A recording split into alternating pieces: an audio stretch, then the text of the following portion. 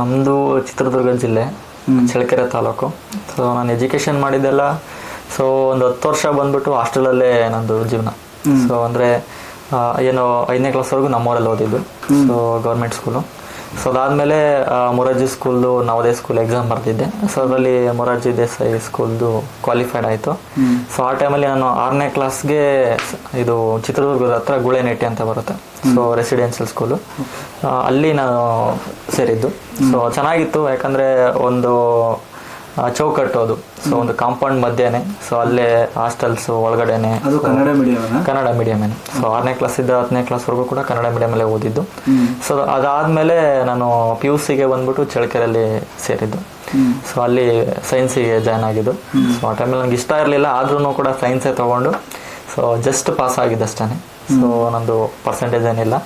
So ಅದಾದಮೇಲೆ ಡಿಗ್ರಿಗೆ ನಮ್ಮ ಮನೇಲಿ ಇಂಜಿನಿಯರಿಂಗ್ ಮಾಡು ಆ ಥರ ಎಲ್ಲ ಹೇಳ್ತಾ ಇದ್ರು. ಸೊ ಬಟ್ ನಾನು ತುಂಬ ಜನ ನೋಡಿದ್ದೆ ಇಂಜಿನಿಯರ್ಸು ಮಾಡಿದಿರೋದು ಕೂಡ. ಸೊ ಅದಕ್ಕೆ ಜಾಸ್ತಿ ಖರ್ಚಾಗುತ್ತೆ ಅನ್ನೋದು ನನಗೆ ಇತ್ತು. ಸೊ ಅಷ್ಟು ಖರ್ಚು ಮಾಡೋದಕ್ಕೆ ನನಗೆ ಇಷ್ಟ ಇರಲಿಲ್ಲ. ಸೊ ಇನ್ನೊಂದು ನಮ್ಮ ಮನೇಲಿ ಸೊ ನಾವೆಲ್ಲ ರೈತರ ಮಕ್ಕಳು. ಸೊ ಅಷ್ಟು ಇನ್ವೆಸ್ಟ್ ಮಾಡಿ ಅಷ್ಟೊಂದು ಅಂದರೆ ಇವಾಗ ಅಷ್ಟೊಂದು ಖರ್ಚು ಮಾಡೋಕ್ಕೆ ಆಗಲ್ಲ ನಮ್ಮ ಮನೇಲಿ. ಸೊ ಅದಕ್ಕೆ ಇಲ್ಲ, ಒಂದು ಡಿಗ್ರಿನೇ ಮಾಡ್ಕೊಬಿಡೋಣ ಅಂತ ಹೇಳ್ಬಿಟ್ಟು ನಾನು ಬಿ ಎಸ್ ಸಿ ಕಂಪ್ಲೀಟ್ ಮಾಡಿದೆ. ಸೊ 3 ವರ್ಷ. ಸೊ ಅದಾದಮೇಲೆ ನಾನು ಬೆಂಗಳೂರಿಗೆ ಬಂದಿದ್ದು. ಸೊ ಅಲ್ಲೂ ಕೂಡ ಬೆಂಗಳೂರಿಗೆ ಬಂದಮೇಲೆ ಕೆಲಸ ಹುಡುಕೋಕೆ ಶುರು ಮಾಡಿದೆ. ಸೊ ಆ ಟೈಮಲ್ಲೂ ತುಂಬ ಒಂದು 2 ತಿಂಗಳು ಹುಡುಕಾಡಿದೆ, ಕೆಲಸ ಸಿಗಲಿಲ್ಲ. ತುಂಬ ಕಡೆ ಹುಡುಕಾಡಿ ಸೊ ಆಗ ನನಗೆ ಕಂಪ್ನಿ ಸ್ಟಾರ್ಟಿಂಗು BMTCದು ಕಾಲ್ ಸೆಂಟರ್ ಪ್ರೋಸೆಸ್ ಸಿಕ್ತು. ಸೊ ಅಂದರೆ ಇದು ಗೊರಗುಂಟೆಪಾಳ್ಯ ಹತ್ರ ಇದೆ, ಟ್ರಾನ್ಸಾಕ್ಟ್ ಗ್ಲೋಬಲ್ ಅಂತ ಕಂಪ್ನಿನೇ. ಸೊ ಅಲ್ಲಿ ಜಾಯ್ನ್ ಆದೆ. ಸೊ ವಾಯ್ಸ್ ಪ್ರೋಸೆಸ್ ಇತ್ತು. ಸೊ ಅಂದರೆ ಶಿಫ್ಟ್ ವೈಸ್. ಸೊ 6 ಗಂಟೆ ಹೋಗ್ತಾ ಇದ್ದೆ. ಸೊ ಮಧ್ಯಾಹ್ನ 2 ಗಂಟೆ. ಅಂದರೆ ನಮ್ದು ಅದು ಇದ್ದಿದ್ದು ಶಾಂತಿನಗರ ಬಸ್ ಡಿಪೋ ಇರೋದು. ಸೊ ನಮ್ಮ ಕೆಲಸ ಇಲ್ಲಿದ್ದ ನಾನು ಸೊ ಬೆಳಿಗ್ಗೆ ಎದ್ದು 4 ಗಂಟೆಗೆ ಎದ್ದೇಳಬೇಕಿತ್ತು ನಾನು. ಸೊ 4 ಗಂಟೆಗೆ ಎದ್ದು 5 ಗಂಟೆ ಅಷ್ಟೊತ್ತಿಗೆ ರೆಡಿಯಾಗಿ ಸೊ ಇಲ್ಲೇ ಲಗ್ಗೆರೆ ಬಸ್ ಸ್ಟಾಪು. ಸೊ ಅಲ್ಲಿ ಹತ್ತಿದ ಮೇಲೆ ಸೊ 6 ಗಂಟೆ ಅಷ್ಟೊತ್ತಿಗೆ ಅಲ್ಲಿ ರೀಚ್ ಆಗ್ತಾ ಇದ್ದೆ. ಸೊ 6 ಗಂಟೆಯಿಂದ 2 ಗಂಟೆವರೆಗೂ ಟೈಮಿಂಗ್ಸ್ ಇತ್ತು. ಸೊ 2 ಗಂಟೆ ಆಮೇಲೆ ಮತ್ತೆ ನಾನು ರೂಮ್ ಬರೋಕ್ಕೆ 4 ಗಂಟೆ ಆಗೋದು. ಆ ಟೈಮಲ್ಲಿ 9,000 ನನಗೆ ಸ್ಯಾಲ್ರಿ, 9,000 ಸ್ಯಾಲ್ರಿ ಕೊಡ್ತಾಯಿದ್ರು. ಆಮೇಲೆ ಅದನ್ನ ಬಿಟ್ಟೆ ನಾನು ಕೆಲಸನ. 1.5 ತಿಂಗಳಷ್ಟೇ ನಾನು ಮಾಡಿದ್ದೆ. ಸೊ ಸ್ಟಾರ್ಟಿಂಗ್ ನಾನು ಜಾಯ್ನ್ ಆಗಿದ್ದು ಅದೇ ಕಂಪ್ನಿ. ಸೊ ಅದಾದಮೇಲೆ ಡಾಟಾ ಎಂಟ್ರಿ ಸೇರಿಕೊಂಡೆ. ಯಾಕಂದರೆ ನಾನು ಸ್ವಲ್ಪ ಟೈಪಿಂಗ್ಸ್ ಎಲ್ಲ ಚೆನ್ನಾಗಿ ಮಾಡ್ತೀನಿ. ಸೊ ಟೈಪಿಂಗ್ ಸ್ಪೀಡ್ ಎಲ್ಲ ಒಂದು 30 ವರ್ಡ್ ಪರ್ ಮಿನಿಟ್ ಎಲ್ಲ ಪ್ಲಸ್ ಇದೆ. ಸೊ ಅದಕ್ಕೆ ನಾನು ಯಾಕೆ ಟ್ರೈ ಮಾಡ್ಬೋದು ಅಂತ ಡಾಟಾ ಎಂಟ್ರಿ ಟ್ರೈ ಮಾಡಿದೆ. ಸೊ ರಾಜಾಜಿನ ಇಂಡಸ್ಟ್ರಿಯಲ್ ಏರಿಯಾದಲ್ಲಿ ಒಂದು ಕಂಪ್ನಿಲಿ ಜಾಯ್ನ್ ಆದೆ. ಒಂದು 12,000 ಕೊಡ್ತಾಯಿದ್ರು. ಬಟ್ ಈ ಬೆಂಗಳೂರಲ್ಲಿ ಏನೂ ಸಾಕಾಗ್ತಾ ಇರಲಿಲ್ಲ ಅದು. ಸೊ ಅದನ್ನು ಕೆಲಸ ಬಿಟ್ಟು ಸೊ ಅದಾದಮೇಲೆ ಹೀಗೆ ಹುಡುಕ್ತಾ ಇರ್ಬೇಕಾದ್ರೆ ಸೊ ನಮ್ದು ಹೆಂಗೂ ಡಿಗ್ರಿ ಆಗಿತ್ತಲ್ಲ, ಸೊ ಡಿಗ್ರಿ ಮೇಲೆ ಟ್ರೈ ಮಾಡೋಣ ಅಂತ ಟ್ರೈ ಮಾಡ್ತಿರ್ಬೇಕಾದ್ರೆ ನನಗೆ ಆಪ್ಷನ್ ಆಗಿ ಸಿಕ್ಕಿದ್ದು IFB ಕಂಪನಿ. ಸೊ IFBಲಿ ನನಗೆ ಗೊತ್ತಿಲ್ಲ ಅದೆಲ್ಲ ರಿಟೇಲ್ ಫೀಲ್ಡು.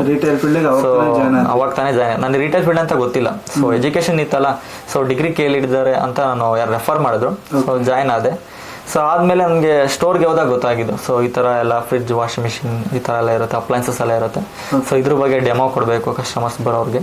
ಸೊ ಅದ್ರ ಬಗ್ಗೆ ಅಂತ ನನಗೆ ಗೊತ್ತಿರಲಿಲ್ಲ. ಸೊ ಆಮೇಲೆ ಅಲ್ಲಿ ಹೋದ್ಮೇಲೆ ಸೊ ಅನ್ಎಕ್ಸ್ಪೆಕ್ಟೆಡ್ ನಾನು ರಿಟೇಲ್ ಫೀಲ್ಡು. ಸೊ ನನಗೆ ಬೇರೆ ಫೀಲ್ಡ್, ಇವಾಗ ನಂದು ಸೈನ್ಸ್ ಫೀಲ್ಡಲ್ಲಿ ನಾನು ಎಜುಕೇಷನ್ ಮಾಡಿರೋದು. ಸೊ BSc ಇದೆಲ್ಲ ಮಾಡಿ ಸೊ ಬಟ್ ಈ ಫೀಲ್ಡಿಗೆ ಬಂದೆ.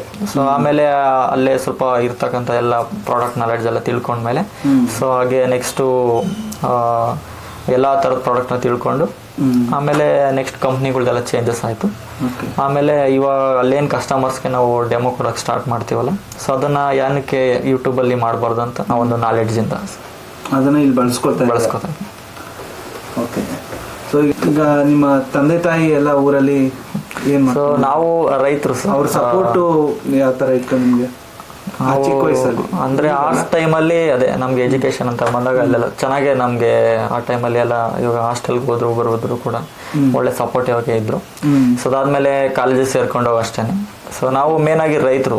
ಸೊ ಅಂದ್ರೆ ಹೊಲದಲ್ಲೂ ಜಮೀನಲ್ಲೂ ಎಲ್ಲ ಕೆಲಸ ಮಾಡ್ತೀವಿ. ಸೊ ಈಗ ನಾವು ಊರಿಗೆ ಹೋದ್ರು ಅಷ್ಟೇ. ನೀವು ಮಾಡಿದ್ದೀರಾ? ನಾವು ಊರಿಗೆ ಹೋಗಿ ಇವಾಗ ಊರಿಗೆ ಹೋದ್ರು ಕೂಡ ಇವಾಗ ಏನು ಹೊಲದಲ್ಲಿ ನೀರು ತಿರುವುದಾಗಿರ್ಬೋದು, ಸೊ ಅಲ್ಲಿ ಕಾಲುವೆ ಕೆತ್ತೋದಾಗಿರ್ಬೋದು, ಸೊ ಮೂಟೆಗಳಿಗೆ ತುಂಬೋದು ಇಳಿಸೋದು ನಮ್ದು ಕೆಲಸ ಇದ್ದೇ ಇರುತ್ತೆ. ನಮ್ಮ ಸೈಡ್ ಜಾಸ್ತಿ ಬೆಳೆಯೋದು ನಾವು ಕಡಲೆಕಾಯಿ ಬೆಳಿತೀವಿ, ಈರುಳ್ಳಿ, ಮೆಕ್ಕೆಜೋಳ, ಸೊ ರಾಗಿ ಈ ಥರದ ಬೆಳೆಗಳನ್ನ ಜಾಸ್ತಿ ಬೆಳಿತೀವಿ. ಕೆಲಸ ಅದು ಹಾರ್ಡ್ ವರ್ಕೇನೆ. ಸೊ ಬೇರೆ ಬೆಳೆಗಳು ಆದರೆ ಅವೆಲ್ಲ ಬಂದ್ಬಿಡುತ್ತೆ, ಅದೆಲ್ಲ ಫಸ್ಲು ಬೇರೆ ಥರ. ಇದೆಲ್ಲ ಹಾರ್ಡ್ ವರ್ಕ್ ಇದ್ರೇನೆ ಮಾಡೋದಕ್ಕಾಗೋದು ಎಲ್ಲ ಕೆಲಸಗಳು.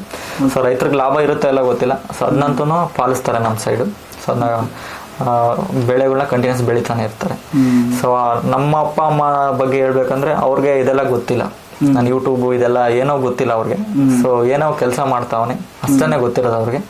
ಯಾಕಂದ್ರೆ ಇದ್ರ ಬಗ್ಗೆ ಅವ್ರಿಗೆ ನಾಲೆಡ್ಜ್ ಇಲ್ಲ. ನಮ್ಮ ಅಪ್ಪ ಅಮ್ಮ ಅಂದ್ರೆ ಈ ಸೋಷಿಯಲ್ ಮೀಡಿಯಾ ಅದೆಲ್ಲ ಏನೂ ಗೊತ್ತಿಲ್ಲ ಅವ್ರಿಗೆ. ಏನೋ ಟಿವಿಲಿ ಒಂದು ಪ್ರೋಗ್ರಾಮ್ ನೋಡ್ತಾರೆ, ಹಾಕಿದ್ದ ಸೀರಿಯಲ್ ನೋಡ್ತಾರೆ ಅಷ್ಟೇನೆ.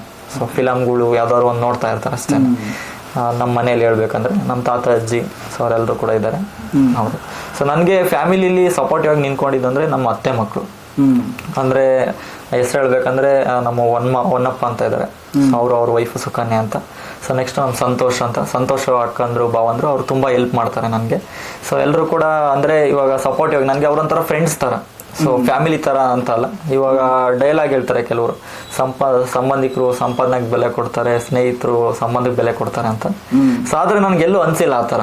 ಸೊ ನನಗೆ ಸಂಬಂಧಿಕರು ಕೂಡ ಫ್ರೆಂಡ್ಸ್ ತರಾನೇ ಇದ್ದಾರೆ. ಸೊ ಅಷ್ಟು ಸಪೋರ್ಟಿವ್ ಆಗಿದ್ದಾರೆ. ಸೊ ಇಲ್ಲೇ ಇವಾಗ ನಾನೇನು ಹೆಚ್ಚು ಕಮ್ಮಿ 1.5-2 ವರ್ಷ ಹೊಂದಿದ್ದ. ಸೊ ನಾನು ಇಲ್ಲಿ ರೂಮಲ್ಲಿ ಇದ್ದೀನಿ ಅಷ್ಟೇ. ಸೊ ನಾನು ಡ್ಯೂಟಿ ಟೈಮಿಂಗ್ಸ್ ನಂದು 10 to 7, ಮತ್ತೆ ನಾನು ನೈಟ್ 10 ಗಂಟೆ ಆಗುತ್ತೆ ಬರೋದು.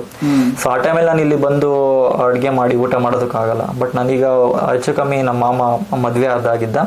ಸೊ ಅಲ್ಲಿ ಡೈಲಿ ನಲ್ಲೇ ಊಟಕ್ಕೆ ಹೋಗೋದು. ಸೊ ಬೆಳಿಗ್ಗೆ ರಾತ್ರಿ ಆಗಿರ್ಬೋದು. ಸೊ ನಾನೀಗ ಡ್ಯೂಟಿಗೆ ಹೋಗೋಕ್ಕಿಂತ ಮುಂಚೆ ನಮ್ಮ ಅವ್ರ ಮನೆ ಹತ್ರ ಊಟ ಮಾಡ್ಕೊಂಡು ಹೋಗ್ತೀನಿ. ಸೊ ಅಷ್ಟು ಸಪೋರ್ಟಿವ್ ಆಗಿದ್ದಾರೆ. ಸೊ ಅವರು ಇಲ್ಲಿ ಇರೋದಕ್ಕೂ ಬಿಡಲ್ಲ, ಸೊ ಅಡುಗೆ ಮಾಡೋದಕ್ಕೂ ಕೂಡ. ಸೊ ಇಲ್ಲೇ ಬಂದು ಊಟ ಮಾಡ್ಕೊಂಡು ಹೋಗುವಂತ ನನಗೆ ಸಪೋರ್ಟಿವ್ ಆಗಿದ್ದಾರೆ. ಸೊ ಇನ್ನು ಫೈನಾನ್ಷಿಯಲಿ ಅಂತ ಬಂದಾಗ ನಮ್ಮ ದೊಡ್ಡತ್ತೆ ಮಗ ಅಲ್ಲ, ಫೈನಾನ್ಷಿಯಲಿ ಅಂತ ಬಂದು ನಮ್ಮ ಸಣ್ಣತ್ತೆ ಮಗ ಸಂತೋಷ್ ಅವರು ಚೆನ್ನಾಗಿ ಹೆಲ್ಪ್ ಮಾಡ್ತಾರೆ. ಅಂದ್ರೆ ಮೇನ್ ಆಗಿ ಫ್ಯಾಮಿಲಿಲಿ ಎನ್ಕರೇಜ್ ಚೆನ್ನಾಗಿ ಮಾಡ್ತಾರೆ. ಸೊ ಎಲ್ಲ ಅಂದ್ರೆ ಅವರು ಕೂಡ ಅವ್ರ ಫ್ರೆಂಡ್ಸ್ಗೆ ಫ್ಯಾಮಿಲಿಗೆ ಸೊ ಎಲ್ರಿಗೂ ಶೇರ್ ಮಾಡಿದ್ದಾರೆ. ಸೊ ನನ್ನ ಒಂದು ಅಚೀವ್ಮೆಂಟ್ ನ ಅವರ ಒಂದು ಸ್ಟೇಟಸ್ ಅಲ್ಲಿ ಹಾಕೊಂಡು ಸೊ ಎಲ್ರಿಗೂ ಕೂಡ ತೋರಿಸಿದ್ದಾರೆ. ಸೊ ಇದು ನನ್ಗೆ ತೃಪ್ತಿ ಇದೆ.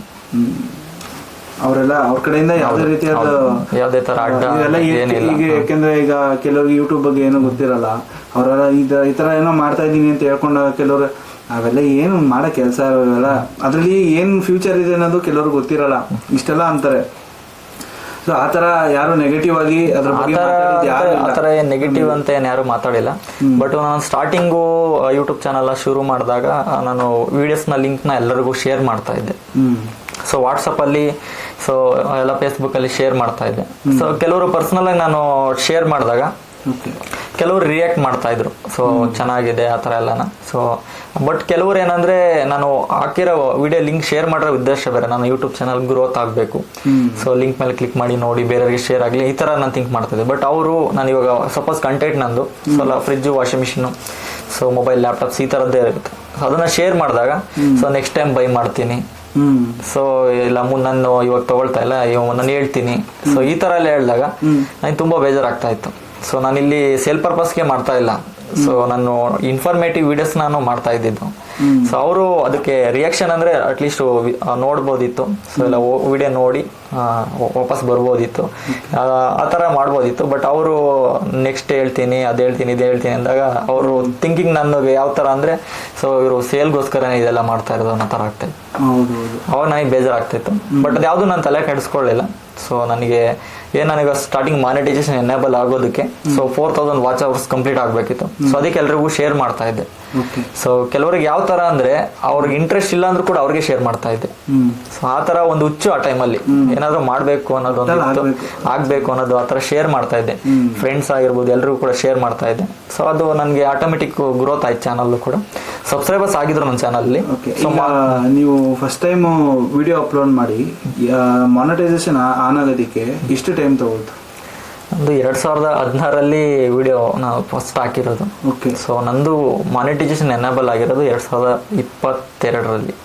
ಅಂದ್ರೆ 6 ವರ್ಷ ವೇಟ್ ಮಾಡಿದೀರ. 6 ವರ್ಷ ಅಲ್ಲಿವರೆಗೂ ಪ್ರಯತ್ನ ಪಟ್ಕೊಂಡು. ಅಂದ್ರೆ ಆ ಟೈಮಲ್ಲಿ ನನ್ಗೆ ಇದೆಲ್ಲ ಗೊತ್ತಿಲ್ಲ, ಯೂಟ್ಯೂಬ್ ಅಲ್ಲಿ ದುಡ್ಡಿದೆ, ಅರ್ನಿಂಗ್ಸ್ ಇದೆ ಅಂತ. ಸೊ ಅವಾಗ ತಾನೇ ಇನ್ನ ಜಿಯೋ ಎಂಟ್ರಿ. ಸೊ ಆ ಟೈಮಲ್ಲಿ ಯಾರು ಕೂಡ ಅವಾಗ ಎಲ್ಲರೂ ಆಂಡ್ರಾಯ್ಡ್ ಅಲ್ಲಿ ಯೂಟ್ಯೂಬ್ ಅದೆಲ್ಲ ಯೂಸ್ ಮಾಡಕ್ ಸ್ಟಾರ್ಟ್ ಮಾಡಿದ್ದು. ಮುಂಚೆ ಯಾರು ಅಷ್ಟಾಗಿ ಯೂಸ್ ಮಾಡ್ತಾ ಇರ್ಲಿಲ್ಲ.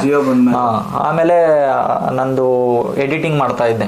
ಸೊ ಎಡಿಟಿಂಗ್ ಮೇಲೆ ತುಂಬಾ ಇಂಟ್ರೆಸ್ಟ್ ಆ ಟೈಮಲ್ಲಿ ಇದ್ದು ಅನ್ನಿಸ್ಕೊ. ನನ್ಗೆ ನೌಕೆ ಸೆಟ್ ಎಲ್ಲ ಎಡಿಟ್ ಮಾಡ್ತಾ ಇದ್ದೆ. ಸೊ ಆಂಡ್ರಾಯ್ಡ್ ಲಾವಾ ಸೆಟ್ ಒಂದಿತ್ತು ಫ್ರೆಂಡ್ದು. ಸೊ ಅದ್ರಲ್ಲಿ ಎಡಿಟಿಂಗ್ ಮಾಡೋದು ಸ್ಟಾರ್ಟ್ ಮಾಡಿದೆ. ಆಮೇಲೆ ನನಗೆ ಇದು ಡಿಗ್ರಿ ಓದ್ಬೇಕಾದ್ರೆ BSc ಸೆಕೆಂಡ್ ಇಯರ್ ಅಲ್ಲಿ ನನಗೆ ಸ್ಕಾಲರ್ಶಿಪ್ ಬಂತು. ಸೊ 13,000 ಬಂತು, ವಿದ್ಯಾಶ್ರೀ ಅಂತ ಸ್ಕಾಲರ್ಶಿಪ್ ಅದು. ಸೊ ಅದನ್ನ ನಾನು ಫೋನ್ಗೆ ಇನ್ವೆಸ್ಟ್ ಮಾಡಿದೆ. ಸೊ ಮೈಕ್ರೋಮ್ಯಾಕ್ಸ್, ಸೊ ಕ್ಯಾನ್ವಾಸ್ ಅಂತ ಒಂದು ಫೋನ್ ಇತ್ತು. ಸೊ ಅದನ್ನ ತಗೊಂಡೆ. ಅದರಲ್ಲಿ ಸ್ವಲ್ಪ ಎಡಿಟಿಂಗ್ ದಿನ ಜಾಸ್ತಿ ಕಲಿತೆ. ಸೊ ಅಂದ್ರೆ ಅವಾಗ ಸರ್ಚ್ ಮಾಡೋದು, ಗೂಗಲಲ್ಲಿ ಏನ್ ಬೇಕೋ ನನಗೆ ಇನ್ಫಾರ್ಮೇಟಿವ್ ಎಲ್ಲ ಸರ್ಚ್ ಮಾಡೋದು, ಏನಾದ್ರು ಮಾಡ್ಬೇಕಂತ ಎಲ್ಲ ಸರ್ಚ್ ಮಾಡ್ತಾ ಇದ್ದೆ. ಆ ಟೈಮಲ್ಲಿ ಎಡಿಟಿಂಗ್ ಮೇಲೆ ಜಾಸ್ತಿ ಇಂಟ್ರೆಸ್ಟ್ ಕೊಟ್ಟೆ.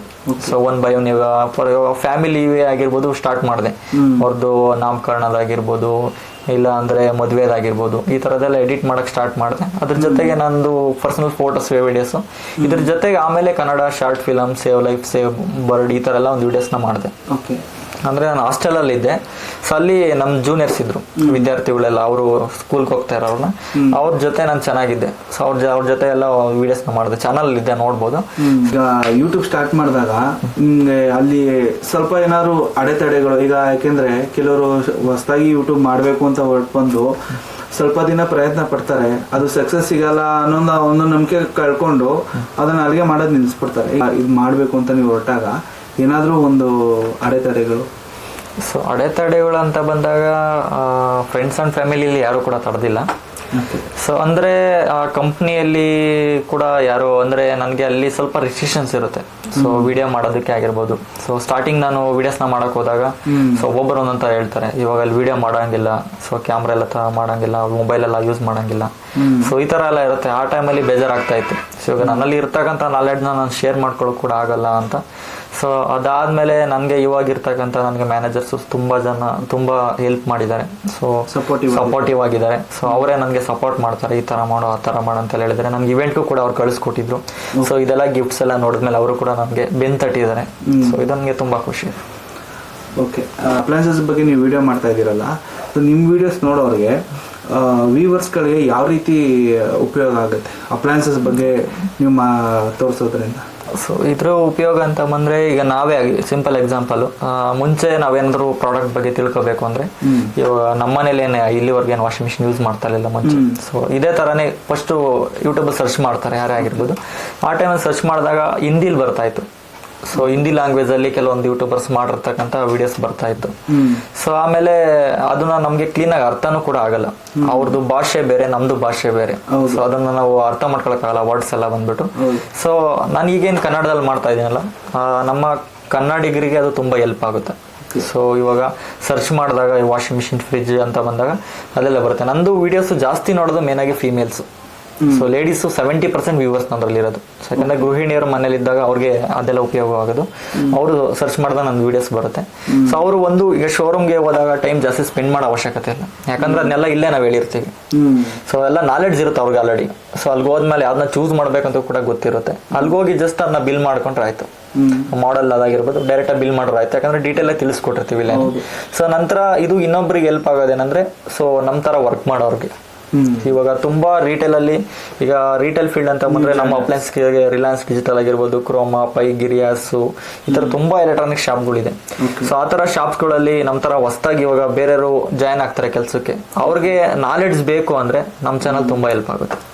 ಸೊ ನಮ್ಮ ಚಾನಲ್ ಅಲ್ಲಿ ಇವಾಗ ಪ್ರತಿಯೊಂದು washing machine, fridge, TV, mobiles, laptop, geyser, mixer grinders, ಪ್ರತಿಯೊಂದೆಲ್ಲ ಹೋಮ್ ಅಪ್ಲಯನ್ಸಸ್, ಗೃಹ ಬಳಕೆ ವಸ್ತುಗಳು ಏನಿದೆ ಎಲ್ಲದ್ರ ಬಗ್ಗೆ ತಿಳಿಸ್ತಾ ಇರ್ತೀವಿ. ಅದು ಡೆಮೋ ಮಾತ್ರ ತಿಳಿಸಲ್ಲ, ಅದನ್ನ ಯಾವ ತರ ಯೂಸ್ ಮಾಡಬೇಕು, ಯಾವ ತರ ಯೂಸ್ ಮಾಡಬಾರ್ದು, ಸ್ಟೆಪ್ ಬೈ ಸ್ಟೆಪ್. ಇವಾಗ ವೈಫೈ ಕನೆಕ್ಟ್ ಮಾಡ್ಬೇಕು ಮಷಿನ್ಗೆ, ಅದನ್ನೆಲ್ಲ ಯಾವ ತರ. ಸೊ ಚಾನಲ್ ನೋಡ್ರೆ ಗೊತ್ತಾಗುತ್ತೆ. ಸೊ ವೈಫೈ ಅಂದ್ರೆ ಈಗ ಎಕ್ಸಾಂಪಲ್ ಒಂದು AC ತಗೊಂಡಿರ್ತಾರೆ. ಸೊ ಅವ್ರಿಗೆ ಅದು ವೈಫೈನ ತನ್ನ ಮೊಬೈಲ್ ಮುಖಾಂತರ ಯಾವ ರೀತಿ ಕನೆಕ್ಟ್ ಮಾಡ್ಕೊಳೋದು ಅವೆಲ್ಲ ಏನೂ ಗೊತ್ತಿರಲ್ಲ. ಸೊ ಅದನ್ನು ಕೂಡ ಒಂದು ಡೆಮೋ ಆಗಿ ನೀವು ನಿಮ್ಮ ವಿಡಿಯೋ ಮುಖಾಂತರ ಇವಾಗ ವಾಷಿಂಗ್ ಮಿಷಿನ್, ಫ್ರಿಜ್ ಆಗಿರ್ಬೋದು, ಕಸ್ಟಮರ್ಗೆ ಬಿಲ್ ಮಾಡಿರ್ತಾರೆ. ಸೊ ಅಲ್ಲಿ ಲೈಟ್ ಆಗಿ ಡೆಮೋ ಕೊಟ್ಟಿರ್ತಾರೆ. ಸೊ ಜಾಸ್ತಿ ಟೈಮ್ ಸ್ಪೆಂಡ್ ಮಾಡಕ್ ಆಗಿರಲ್ಲ, ಡೆಲಿವರಿ ಹೋಗುತ್ತೆ ಮನೆಗೆ. ಸೊ ಟೆಕ್ನಿಷಿಯನ್ ಬರೋರು, ಸೊ ಜಾಸ್ತಿ ಹೊತ್ತಿರಲ್ಲ ಅವರು. ಸೊ ಒಂದು 5-10 ನಿಮಿಷದಲ್ಲಿ ಹೋಗ್ತಾರೆ. ಸೊ ಆ ಟೈಮಲ್ಲಿ ಹೊಸ ಮಷಿನ್ ಬಂದಿದೆ ಅನ್ನೋ ಹ್ಯಾಪಿ ಖುಷಿಲಿ, ಸೊ ಅದೆಲ್ಲ ಜನರಿಗೆ ಅದು ಬೇಗ ಮೈಂಡ್ಗೆ ಹೋಗಲ್ಲ, ಅವ್ರು ಏನು ಹೇಳಿದ್ರು ಅಂತಾನು ಕೂಡ. ಸೊ ಅವರು ಮತ್ತೆ ಸರ್ಚ್ ಮಾಡ್ತಾರೆ. ಆ ಟೈಮಲ್ಲಿ ನಮ್ಮ ವಿಡಿಯೋಸ್ ಹೆಲ್ಪ್ ಆಗುತ್ತೆ. ಇನ್ನೊಂದು ಡೆಪ್ತ್ ಆಗಿ ಹೇಳ್ತೀವಿ, ಇನ್ಫಾರ್ಮೇಶನ್ ಆಗಿರ್ಬೋದು. ಸೊ ಅದ್ರ ಬಗ್ಗೆ ಒಂದಿನ ಮುಂಚೆನೆ ಪ್ರಿಪೇರ್ ಆಗ್ತೀವಿ. ಸೊ ಇದ್ರ ಬಗ್ಗೆ ನಾನು ನಾಳೆ ಇದ್ರ ಬಗ್ಗೆ ವಿಡಿಯೋ ಮಾಡಬೇಕು ಅಂದ್ರೆ, ಸೊ ಅದ್ರಲ್ಲಿ ಏನೇನು ಬರುತ್ತೆ ಅಂತ. ಇವಾಗ ವಾಷಿಂಗ್ ಮಿಷಿನ್ ಎಲ್ಲ ಹೋಗ್ತಾರೆ ಇನ್ಸ್ಟಾಲೇಷನ್ಗೆ, ಅವ್ರಿಗೆ ಪ್ರೋಗ್ರಾಮ್ಸ್ ಎಲ್ಲ ಯಾವ ತರ ಯೂಸ್ ಮಾಡ್ಬೇಕಂತ ಕ್ಲೀನ್ ಆಗಿ ಹೇಳಿರಲ್ಲ. ಸೊ ಅದ್ರ ಬಗ್ಗೆ ನಾವು ವಿಡಿಯೋ ಮಾಡ್ತೀವಿ.